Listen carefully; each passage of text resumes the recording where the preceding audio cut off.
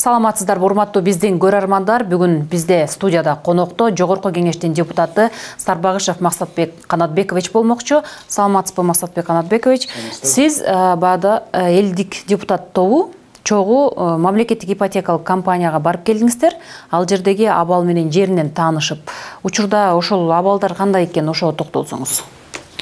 Эми саламатсыздар да, рет бардыңыздарды баягы Рамазан айында чын дилимден куттуктайм. Ушу айтылган ак тилек, элибизде тынччылык, кандай тилектерибиз, дуаларыбыз болсо ошонун баарына Аллах өз кабыл кылсын. Анан эми биринчиден жогоруда сиз берген суроого биз барып келдик, туура жеринде таанышып, бул ипотекалык компаниянын ишмердүүлүгү. Жана ошол биздин элге болгон мындай бир жеңилдетилген өздөрүнүн алып бараткан иштери боюнча тааныштык. Анан мен ойлойм, бул жерден бизге биздин президентибиз Садыр Нуркожоевичтин демилгеси менен бул ипотекалык компаниянын иштеши, билбейм, мен жеке мага эле эмес, мен ойлойм, жалпы элибизге жакшы шарттар түзүлүп атат деп эсептейм. Себеби бизде мурун ипотекалык компаниялар бар болчу, банк аркылуу, азыр деле бар, бирок банк аркылуу баягы бүткөн үйдү сатып алууда, кезекти жылдырууда ар кандай баягы мыйзамсыз көрүнүштөр болуп келген буга чейин.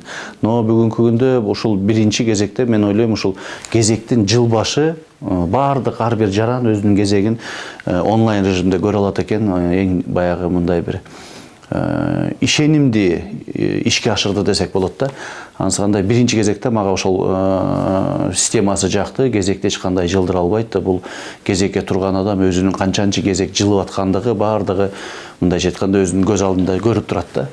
Анан экинчиден мынакей Кудай буйрса бизде Бишкек шаарында айтайын биринчи. Бишкек шаарында биз жеринде барып таанышкан учурда ушул 4 участокка салынаттыр. Ал жерде бир участокто 5000ден экен, примерно 5000 үйдөн курулуп аткан экен, 5000 кишиге эсептелип. Анан мунун баары мынакей буйрса келерки жыл менен элге ошол таратылып калса, бизде кезекте турган азыр 20 миңге жакын кезекте турган адам бар деп атат. Мунун көпчүлүгү бир 10 миңден ашууну сразу ушул үйлөргө ээ болот го деген ойдомун. Кудай буйрса бул бүтүп калса, менин оюмча жакшы мындай бир биздин эл өзүнүн көздөгөн максатына, өзгөчө жанагы жаш үлгүлү үй бүлө дейбизби, жаш адистер дейбизби, эки жактан келген, может жанагындай үйү жок, зарплатада отурган жаш адистерибиз көп эмеспи, ошолорго баягы стимул катарында дагы болот го деген ишеничтемин да. Ошол эле мезгилде жөнөкөй жарандарыбыз ала албайт деген бизге абдан элдер менен жолугушууда, же мигранттар менен жолугушууда ар кандай бир маселелерди көтөрүп келген. Жөнөкөй жаран ала албайбы? Эмне үчүн сөзсүз түрдө эле же бизнесмен бир акчалуу киши алыш керек, же эмне үчүн мамлекеттик кызматкер алыш керек деген суроолор жаралып келген. Бирок ушул мынакей жакын арада эле президентибиз указга кол койду. Ушул механизмдери кандай экен, кантип алса болот дейчүбүз, сөзүңүзгө аралжы. Мисалы үчүн жөнөкөй тил менен айтканда, биздин журтташтар, башка жерде иштеп жүргөн мигранттар кандай жол менен алса болот экен, шарттары. Ошол жактан эле каттоого өтүп онлайн анан алса болобу, же сөзсүз бул жакка келиш керекпи? Канча пайызын төлөш керек? Себеби азыр биздин сиздерге көп суроолор ушул мигранттардан болуп атат да, кантип үй алсак болот депчи. Бул жерден туура маселе. Мен буга чейин мен деле мындай көп маани бербептирмин.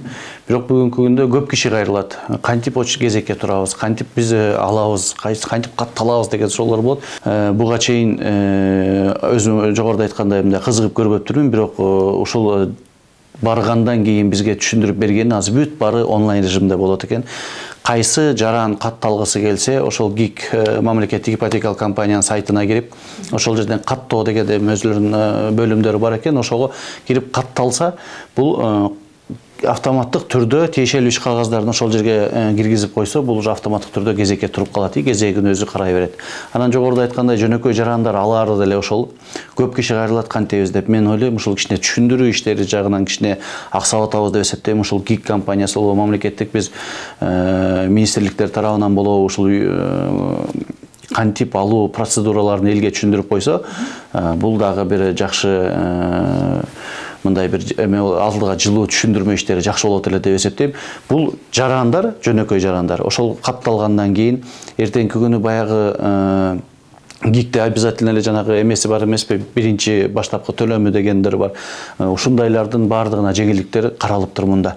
Ошол жанагы социалдык кезекте турган жарандар үчүн өзүнчө, ошол мурун мисалы сөзсүз түрдө иштеп аткан жеринен справкасын алып келиш керек болчу. Канча зарплата алат, канча доход кирип турат, мындай кирешелери бар деген мааниде алып келчү. Бирок мынакей президенттин указынан кийин уже Кудайым буюрса, мен чет жакта жүргөн жарандарыбызга дагы бул маселе да көтөрүлүп келген. Аларга чет жактан эч ким справка бербейт. Момча ак төлөм алат деп. Ошолорго да жеңилдик түзүлдү. Аларга дагы келип баштапкы төлөмүн акчасы болсо төлөп койсо, эч кандай справкасыз эле жөнөкөй жарандарында, мигранттарга да жакшы шарттар түзүлүп берди.